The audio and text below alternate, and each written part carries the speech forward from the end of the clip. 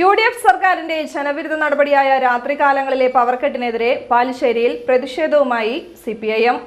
മെഴുകുതിരികൾ തെളിയിച്ചായിരുന്നു CPIM Palissery local committee പ്രതിഷേധിച്ചത്.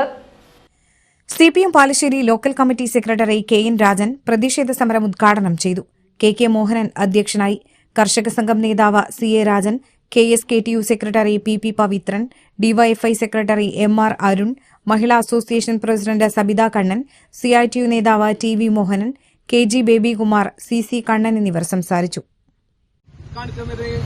ഇത്രയും നല്ല സാക്ഷര കേരളത്തില് ഈ കോൺഗ്രസ് ഭരിക്കുന്ന ഊക്കി മേനോന്റെ സതീശന്റെ ഈ ഗവൺമെന്റ് 2 മാസമായിട്ട് സകല മേഖലകളിലും തീരെഴുതി കൊടുക്കുന്ന സ്വകാര്യമായി തീരെഴുതി കൊടുക്കുന്നതിന്റെ ആരംഭമായിട്ടാണ് ഈ KSKTUവിനെ ഈ ലെവലിലേക്ക് ആയിക്കൊണ്ടിരിക്കുന്നത്. അത് ജനങ്ങളിലേക്ക് എത്തിയതിനു വേണ്ടിയിട്ട് നമ്മൾ ചെയ്യുന്ന ഒരു പ്രതീകാത്മകമായ സമരമാണ് ഇത്.